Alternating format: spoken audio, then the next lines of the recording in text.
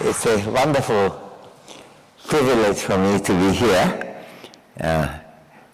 Many of the people here I know from earlier days, and have come to Bocconi also previously. And it's really a wonderful combination, since my morning begins with Ely coffee. And in my case, it lasts until quite late in the evening. In my wife's case, it stops at lunchtime, under some medical theory that she won't be able to sleep otherwise.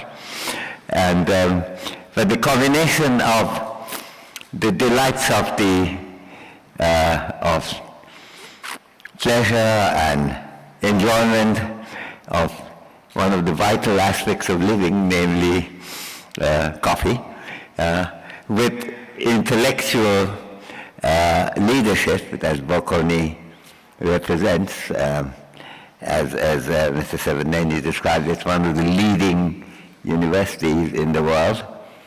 And I think that's a great combination, and I'm really very pleased to be part of this discussion today. I would like to thank, of course, Mr. Severgneni for his over-generous, but I won't protest about that, kindness in introducing me. And I also enjoyed Mr. Perini's presentation. I should have explained that even though I've often worked on measurement, the most recently was on the invitation of someone who lost office last week, namely Sarkozy, Joe Stiglitz and myself and a few others, and Jean-Paul Fitoussi, we worked on measurement problem, how to measure things, rather similar to the ones that Mr. Perini was discussing. There's a report on that, by the way, which you might be interested in looking at. My talk today, however, is not going to be at all on measurement. It's going to be on policy, and it is about I called it technically the formal title is this economic system we need, but there's a more frivolous title, which I will also presently go into.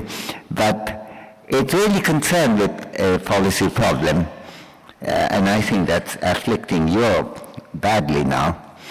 And I have to say, even though I think these different measures do make a difference, and as Mr. Perini rightly brought out that there are different ways of looking at the problem, I think most of these measures will indicate that things have gone pretty badly wrong in Europe. And the question is why? So it's that question that I'm addressing. The frivolous title of the talk is called Snakes and Ladders of Europe. Now, Snakes and Ladders is an old Indian game. I think it's interesting that Indian history may be full of various things, including some mathematics, some religion, some philosophy, some astronomy, but I think it's almost unparalleled in inventing games. People seem to spend most of their time doing that. The most well-known of them, of course, is chess, which has become world famous. But the one I'm talking about is called Snakes and Ladders, and that was invented about 1300 years ago in India. And I'll read my text because it's easier for the translator, I'm told, but I'll explain what the game is. So the game of Snakes and Ladders has been known in every part of India, but the game spread across the world and achieved global popularity through the British Empire. In playing the game, you try to progress as quickly as you can from the bottom of the board to its top. The step by step you go. You throw a dice. If you get 5, then you get 5 steps. If you get 3, you get 3 steps, and so on. But in between, there are some snakes that come down and ladders that they go up. So if you hit the bottom of a ladder, you go straight up to the top of it, skipping many intermediate squares. And if you hit the mouth of a snake, then you come to the tail of it, down, nullifying some of the gains that you might have met. I think that's a very good analogy, I think, in the context of thinking what's happening in Europe today. I do believe, and this is, I'm afraid, going to be a very critical paper, that Europe is coming rapidly down a sequence of snakes right now. And what is urgently needed is to move from the snakes to the ladders. Today's discussion is concerned with, well, my paper in particular, finding ways and means of overcoming the adversities and also establishing the firm basis of new progress. In order to achieve this, we need a clear diagnosis of the snakes that we face and the ladders that are potentially available. All the distinctions that Mr. Perrini are drawing are very important. Tomorrow, actually, I'm giving a talk in Bologna, which is concerned primarily with sustainability. But, and that remains a big issue, of course. That's one subject on which I think Europe's record is much better than, say, America's, which is not the case in management of economic crisis, for example. So it really depends on the focus. But in terms of the crisis, how it affected human people's lives, I think Mr. Perrini and I, if we were to sit down, would agree that no matter which of these indicators, there are signs of real distress which we have to address. And I feel moved by it because it's a kind of thing that I didn't really expect. I'm going off the script here. I mean, Europe has not only seen better days, it has been the glory of the world. This is, after all, where the European Enlightenment was born, the Industrial Revolution began, democracy, the idea has occurred everywhere in the world, but it's in Europe that the practice of democracy became standard and formalized. It's here that the welfare state was born after the Second World War. It's here that the idea of uniting people in a democratic form was born. I remind people, since I feel this is sometimes neglected, there's so much rhetoric about European unity, overlooking that right from the Ventotene Declaration in 1941 to the Milan Declaration of 43, it is not a call only for unity, it's a call for a united democratic Europe. I think extraordinarily important, that distinction.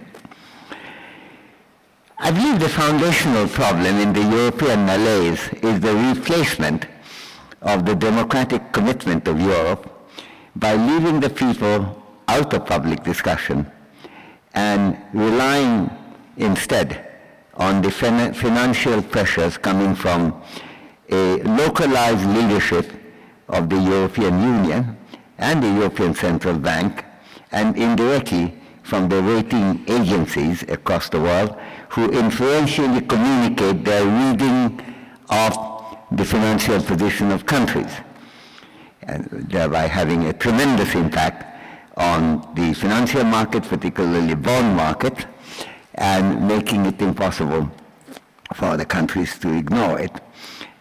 It could have been only through united political leadership, but when the basic European financial wisdom leads one in a certain direction, and here Germany has had a strong voice, and I believe a parochial voice in a global world, I think this has done an enormous amount of harm in having an adequately broad view of the challenge that the world faces today. Avoidance of parochialism and making good use of public reasoning are central to solving many of the most difficult problems in the world today. And the need is particularly strong in Europe right now, though it applies even to the United States in a somewhat different way. This challenge applies specifically to the urgency of the economic crisis that is being faced in the world, but in Europe particularly. And with that, I would be mainly concerned here. So what about the economic crisis that Europe is facing today? I cannot hide the fact that I do strongly believe that many countries in the West in general and in Europe in particular, seem to have been doing their best to go straight into the mouths of fairly hefty snakes. I come back to the snakes and ladders and going straight down. In an economic world that is still emerging very slowly from the gigantic crisis of 2008, with the continuation of huge unemployment, very low growth, and languishing demand, as is the case in many of the traditionally rich countries, particularly in the bulk of Europe, it's hard to think that anything can be further from an uplifting ladder and as close to a snake as a huge program of comprehensive and indiscriminate economic austerity. This is not to deny that some countries in Europe need, and indeed have needed for some time, a better system of economic accountability and more responsible financial management of the economy. I think before my friend Mario Monti became Prime Minister, I remember one occasion he made, I think it was an article in the Financial Times, that one of the great harms in Europe has been the culture of being polite to each other. So you didn't criticize, the Greek way of running things, for example, and there's a lot to criticize there. Not every country in crisis had this problem. Spain, for example, has been very different in this respect. Ireland has followed a kind of copybook, good behavior thing, and they have too come down with a crisis connected with austerity. So the austerity problem is very generic. On the other hand, the problem of particular reform are very strong in many areas, and I'm not at all taking the view that these countries do not need the reform. They do. But good economics is not just a matter of knowing what to do. It's also deciding what to do when.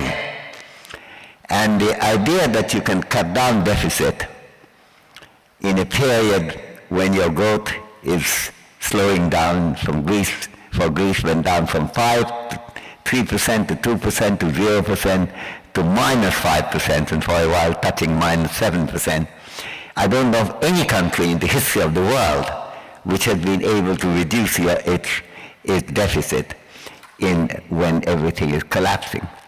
I think one of the most successful cases of cutting down public deficit is Sweden. That happened in the 1990s.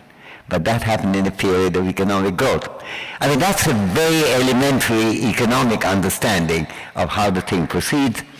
And if one does not seize that, one would be in great difficulty. This does not in any way dispute that many countries would need enormous reform, and including Italy, a lot of reform. The question is how to sequence it. When in the very early days of dynamic investment programming, which I was involved in for many years ago, like 50 years ago actually, nostalgic for me to think of those days, there were two kinds of problems, the choice problem and the sequencing problem. And this is an enormously important question of sequencing that we have to look at. I think in this context, I would like to distinguish between two separate issues. The first issue, and these are both issues of what I believe have been mistaken policies, dominantly mistaken policies in Europe. The first issue concerns the place of democratic priorities, including what Walter Bagehot and John Stuart Mill in particular saw as the need for, this is how Mill defined democracy, quote unquote, government by discussion. Suppose we accept, it's difficult for me to accept it, but let me, for the sake of argument, accept it, that the powerful financial bosses do have a good understanding of what needs to be done in Europe. This would certainly, if this were true, I don't believe it is, but assuming it to be true, this would certainly strengthen powerfully the case for paying attention to their voices in a democratic dialogue. But that is not the same thing as allowing the international financial institutions and rating agencies the power to call the shots, commanding democratically elected leaders of government, whether of Greece, of Spain, or Portugal, or Ireland, to carry out a list of drastically specified orders coming from elsewhere. That seems to me almost everything that Europe traditionally has stood for. It's a denial of that. That in itself is worrying for me, because politics is important, democracy is important. Wars have been fought in this continent, where democracy was one of the big causes. That certainly was one of the central features in the Second World War. And there were fights about democracy, even in very adverse circumstances, in the resistance and other things in Italy, a long history of that. So this is itself important. As it happened, it also has a very important role in preventing policies from going badly wrong. This was the point that John Stuart Mill was saying, that very clever people would sometimes get things wrong. And nevertheless, you don't say that they're not right. You have to criticize it. The idea that you can simply order countries without the population being brought into a public discussion seems to be not only anti-democratic, it's basically anti-intellectual. You need discussion on every subject. And it's through discussion, through public reasoning, that we could be sure it's right. Some of the people I disagree with here are among the people I count as friends and admire them. For example, I greatly admire Trichet, who ran the European Central Bank. I didn't agree with his policy for a second, but it isn't. I think extremely clever people are capable of making mistakes. You have to think about the history of ancient Greece. I'm sorry, I'm going away from this text. Who are the people who are trying to square the circles? They were the highest intellectuals in ancient Greece. The fact that they were the highest intellectuals did not mean their exercise, a good exercise to perform. We can all make mistakes. The way we avoid making mistakes, and I think here I would agree with people on the other side, because they would, I think, in principle agree that the only way to do it is to discuss, is to argue, to criticize each other and see which way the argument takes us. So the second point, aside from the loss of democracy, is that it's quite hard to see that the exact sacrifices that the financial commanders have been demanding from the precariously placed countries in Europe, particularly Southern Europe, would ultimately deliver the economic viability of these countries, or even guarantee the long-run continuation of the euro with an unreformed system of financial amalgamation. The demanded fidelity to the draconian financial requirements has already undermined the popularity of a number of leaders of European governments and have led to the downfall of some of them. It's not by any means clear that even if these requirements are fully met, that the precariously placed countries would manage to have their financial houses in shape without use of exchange rate adjustment and without any respite from the highly restrictive monetary and fiscal policy of austerity that clearly have the effect of undermining economic growth comprehensively. It's not sufficient to say we are pro-growth. We have to say what is the mechanism through which you are generating economic growth. And you see here, for Professor Perrini and myself, since we look for an indicator, even GDP works very well, even though it's not a very good indicator. Look at GDP growth, it will tell you something. The ways and means of generating private incomes and public revenues have to be radically re-examined. Now, turning to the rating agencies, they do, of course, have faith in their own reading of the economics and the financial understanding of the situation. But it is worth remembering today that the record of the rating agencies in certifying positively financial and business institutions preceding the 2008 economic crisis was so terrible that the United States Congress had to have serious debates on whether or not these rating agencies should be prosecuted.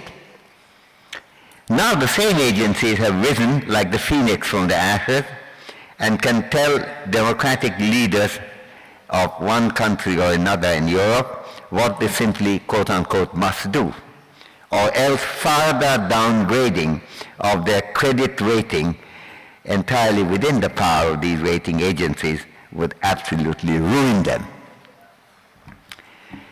There are, of course, issues of financial responsibility and accountability in making use of large government expenditure. And I go on emphasizing, because I don't want my speech to be misunderstood, there clearly has been systematic violation of responsible action in many countries in Europe, including Greece, but others too, and possibly in this country as well. But to move from that frying pan of mismanagement to the fire of indiscriminate cuts to satisfy the creditors and to placate the rating agencies with their simple-minded theories of sound finance, and to satisfy the financial leadership of Europe, which has a strong, universally sound, but I believe actually are based on a very parochial reading of what is needed. This has not been helping these countries to move into a responsible, forward-looking recovery program, and indeed to carry out these reforms that are needed effectively. Europe could not have got into this terrible crisis without some serious confusion of economic thinking at the top. But even with the confused thinking of the European economic leadership, Europe would not have been forced to face such a crisis but for the decision of the centralized leadership of Europe to impose its parochial view of salvation through ill-timed austerity without public dialogue with the people of the various countries which were simply asked to obey central orders. There's some irony in the fact that this denial of democratic consultation was sometimes imposed most firmly on countries that had historically played pioneering parts in the evolution of democracy in the world. So that's one snake. A second snake that has devoured much of Europe over a couple of decades now is, of course, the decision to have a monetary union without a fiscal union and without much further progress on a political union. I do emphasize again, since I was privileged to know Altiero Spinelli well, that the vision of the European movement was all a democratic Europe. There was a political union, there's a fiscal. The idea that it's a bankers' unity led by the bankers is not what they were signing petition, signing declaration on in 42 or 43 in 41 or 42 or 43 in Milan or Ventotene or anywhere else. The oddity of going for a united currency, the euro, without more political and economic integration has certainly played a substantial part in causing and intensifying this crisis, even after taking note of financial transgression that have undoubtedly been committed in the past in countries like Greece and Portugal and even Italy.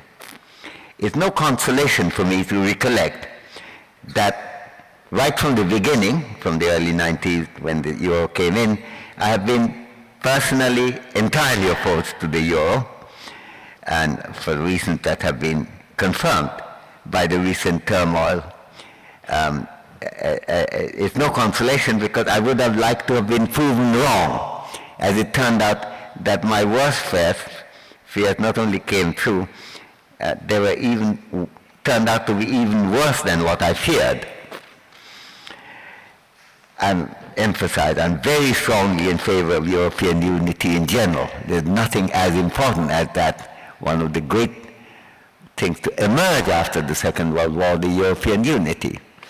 But it is a democratic unity that was being sought, not a monetary union, shorn of political union, shorn of fiscal responsibility towards each other.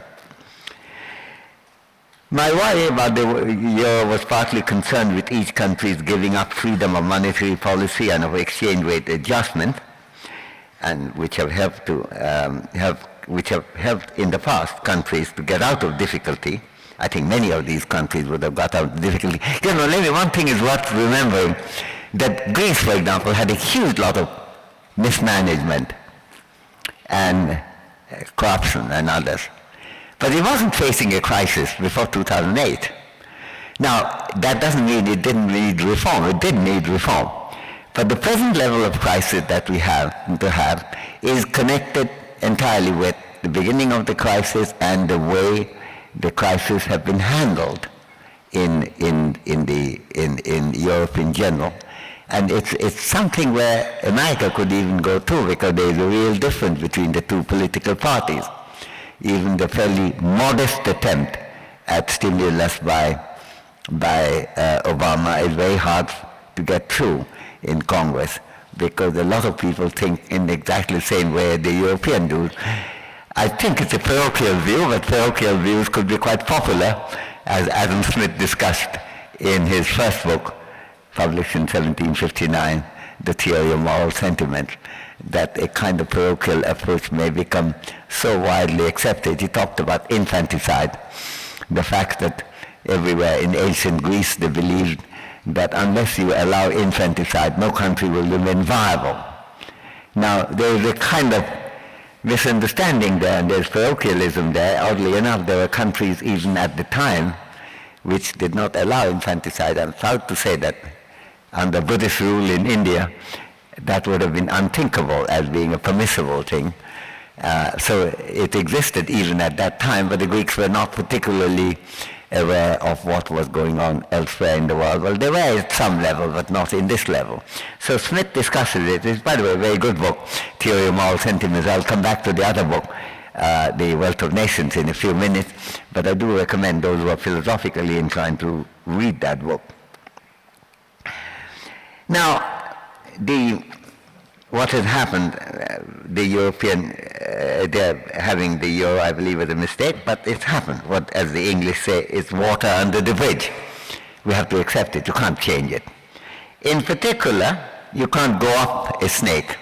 You have to look for a ladder. You can't just undo what you have done, because time has a certain direction. So you have to see how to approach the problem. I'll come to that at the end. I think any solution to the euro problem has to come slowly, in my judgment.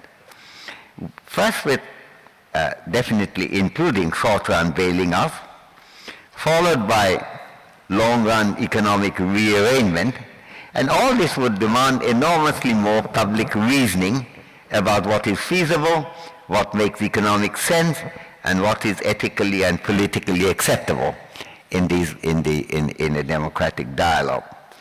This must begin with some immediate restraining of the unilateral power of financial top dogs of the present economic leadership of Europe, which has so severely marginalized, I believe, European democracy. In addition to the problems created by the euro and the European mismanagement and marginalization of democratic decision-making, there is, of course, the problem, and we have to note that, of the continuing global recession, which began first in America and then engulfed the world, including Europe. The world did have a gigantic economic crisis that erupted in late 2008, and in the months that followed, the hurricane gathered strength. In the USA, where the crisis has its initial base, and in Europe, which moved on in unison with America, the hurricane devastated employment, production, human security, and the solvency of a great many individuals and a number of states. The crisis was moving towards a global meltdown when the first attempts at defensive resistance came, most prominently through the meeting of G20 leaders in London in April 2009, led by Gordon Brown, which was a sagacious and momentous initiative of global public reasoning. The general prospect of bottomless freefall was indeed halted by the actions taken then. However, the crisis was too deep-rooted to go away rapidly. Europe, which had a less good record in general than the USA in the field of employment, darkened the record quite a bit more. And the USA too lost its high employment shine and began to rival Europe in massive unemployment. Though not quite like that, not getting to a situation where nearly 50% of young Greeks or young Spaniards may not have any job to go to. The kind of impact it has on the nature of an economy is devastating. We forget how much of the European culture is built on the Industrial Revolution discipline, which take you away from life of a peasant economy, and where there is a regularity connected with jobs and employment and industrial operation. And if 50% of the young never get into a job, I mean, there is a real pedagogic failure there, because training and work is also a form of education, not just what happens at Bocconi and Harvard and Cambridge and Oxford. Now there's something of a recovery going on across the world, and there are stirrings in that direction in the USA too. But the recuperation has been weak, and what we are left with are not merely scars of past injury, but active wounds that are still unhealed. Nevertheless, I would argue that what we are suffering from today are mainly the consequences of inadequacy of the policy response to the crisis, rather than an inevitable aftermath of the crisis itself. The attempts at recovery have been by and large very feeble, though there are enormous international variations in the quality and robustness of the recession policies, anti-recession policies across the world. Despite the variations, the weakness of the response, particularly in Europe and America, has not only affected the vigor of the recovery in the West, but also in the rest of the world, especially affecting those economies, for example, many in Africa, that are more vulnerable and more dependent on market demand from coming from Europe and America than are other developing economies such as China or Brazil or India, which had been far less affected. So where do we go from here, and what are the ladders? As I mentioned, we cannot get up a snake to undo what has been done. Europe has to avoid hitting new snakes. Through its combination, I think Europe has a kind of really unfortunate combination of authoritarian politics on one side with unclear economic thinking. And when parochial economic thinking becomes the forceful approach to authoritarian politics, you really have a potential of coming down a lot more snakes than we already have. I think attempt to keep economies like Greece and Spain in float in the present thing without change and without changing the basic policies may continue, so that when they ultimately go, if they do, there will be massively more debt to pay than even today. So we have to avoid further snakes, that's certainly right. But the thing to recognize on the latter is that there's plenty of evidence that the best way of cutting deficits is to have economic growth. And economic growth even of GDP, no matter what you think of GDP. There's the huge deficits, we have to remember, after the Second World War, quickly disappeared with fast economic growth that the world experienced after the war ended. So did the big United States deficit during the 8 years of Bill Clinton's presidency, mainly because there was economic growth, and fast. There's surely some lessons here, still from Keynes, who should not have been such a stranger to the economic leadership of Europe, as a very good European himself. However, Keynes cannot be our savior, or can be only to a limited extent. And there is need to look beyond him to have a solid foundation for a new economic system, including taking into account all those considerations that Professor Perini was presenting earlier, broadening it. Because none of these, by the way, would have interested Keynes at all, as far as I can see. Keynes was moved, and I'm impressed by that, by the flight of the unemployed. Many years ago, when I had the opportunity of giving the first Buffy lecture in the Banca d'Italia, I remember reading Mr. Buffy's own reflections as he arrived in London and saw the unemployed walk down the street and how his reactions were. And I made that the beginning point of my lecture. And Keynes had that particular sympathy. Buffy had a lot more, I believe. But what Keynes did not have is interest much in inequality, in poverty, or for that matter in sustainability. I think Professor Perini would have passed him by completely because he wasn't interested in that. And we have to be interested in that. Oddly enough, the earliest of economic thinkers, Adam Smith, was interested in all of them. Inequality, poverty.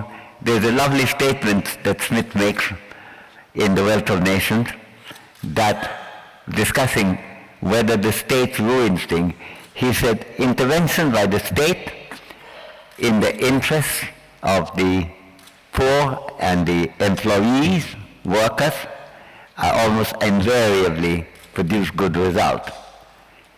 But intervention in the interest of the rich often doesn't.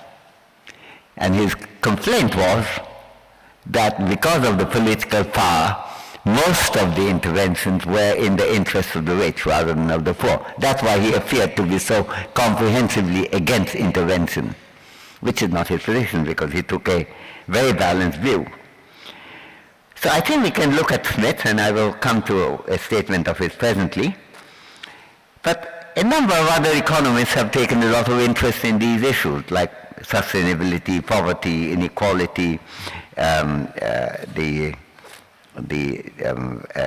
other malaise that modern society suffers from, which includes A.C. Pigou, who is thought to be an opponent of Keynes. Certainly he took a different view of employment, but he wrote the first measure of inequality. He was concerned with poverty. Unlike Keynes, he defined economics not as Lionel Robbins has done, but as he put it, the beginning of economics is in the mean streets and the hallowed human lives. There's a lot of good sense from Paul Samuelson, from Kenneth Arrow. I always find this distinction between neoclassical and anti-neoclassical to be basically unproductive, because Keynes is very anti-neoclassical with very little sympathy, unlike these neoclassical economists like Pigou or Smith, actually Smith too, but Pigou, I meant to say Pigou or Samuelson and Arrow. They were discussing externalities, they were discussing public goods, they were discussing asymmetric information as to why the market economy cannot fully take care of healthcare ever. That was a discussion by Kenneth Arrow in the early 1970s. So I think there's a lot to learn, and I don't have enough time to go into them, but I just wanted to mention that here. The neglect of Keynesian thought today in seeing the constructive role of state-based support to the market economy and through that to economic growth has been, I believe, costly for Europe, including in Keynes's own native Britain, where it was voluntarily chosen rather than imposed by the leadership of Europe. I find it very difficult to say why it was chosen. And all this does need remedying, and we do need Keynes, but we need a lot more than Keynes. We have to look well beyond Keynes to decide what kind of an economic system Europe needs. While Keynes pointed out powerfully to the complementarity of the markets and the state. By the way, this is the point which I must linger for 1 second here. People forget, very poor market people, government has a huge deficit. Now they forget two things. Many of the countries have huge deficits because the market economy got into a total mess and then the state had to bail them out. It did not begin with a government failure, it began with a market failure. And secondly, today, if you suddenly decide to cut the deficit by cutting the government, you're cutting the market as well. Because the market, as Smith noted, market and the state operate in the same space. You can't cut the state and keep the market economy booming, which is the problem of the present wishfulness in wanting economic growth while you continue with austerity. There have been plenty of constructive European analysis arguing for non-market operations led by the state or by cooperative efforts of other kinds to reach the lives of people who may not get enough support from the market economy in itself. The welfare state evolved in Europe, and its intellectual roots go back not only to early socialist thought in this continent, but also to the socially enlightened ideas of humane political leaders, such as Bismarck. I had said in a paper in New York Review that Bismarck had more to say on social welfare than Keynes had, and all my friends in Banca d'Italia rose like one man to protest against it and wrote to me saying, immediately take it back. But I stick to it. I think Bismarck had more to say on that than Keynes had. Keynes had one big thing to say, that's employment and the interdependence on the market and the state, but Europe needs a lot more than that. It is this broad understanding of the interactive role of the market and the state that Adam Smith had advanced in his pioneering work that effectively founded modern economics. And there is a case for going back to that, The Wealth of Nations, which was supplementing his deeply philosophical work. Wealth of Nations was published in 1776. Deeply philosophical work, The Theory of Moral Sentiments, published in 1759. In The Wealth of Nations, Smith identified why it is important to have a flourishing market economy. And going beyond that, why we need good global political economy. And here I quote from Smith. We need this because of two distinct objects. I'm quoting Smith here. First, to provide a plentiful revenue or subsistence for the people, or more properly, to enable them to provide such a revenue or subsistence for themselves. This is what a flourishing market economy does. I'm adding that. And continuing with Smith. And secondly, this is Smith, to supply the state or the Commonwealth with a revenue sufficient for the public services it has to perform. There isn't a sense of hostility between the market and the state here. In the pioneering defender of the market economy, namely Smith, he was defending the market partly because it makes people prosperous, partly because it generates revenue for the state so that it can do public services. And the public services today, in addition to healthcare, education, and everything else, would also include paying back debt. And so the whole picture of that interdependence, and with a broad objective, is very worth bearing in mind today. When Smith championed the crucial role of public reasoning within and across the borders of the nation state, he was very strongly opposed to parochial thinking, especially when parochial thinking is imposed in an authoritarian way. Smith focused on humane and enlightened reasoning, which can make us understand what needs to be done.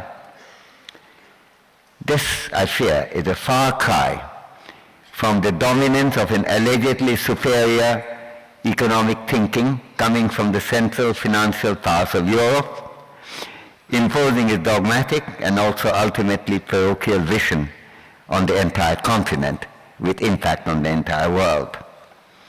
The economic system we need must involve both broad-minded economics and capacious democratic politics in the million form of government by discussion. Thank you.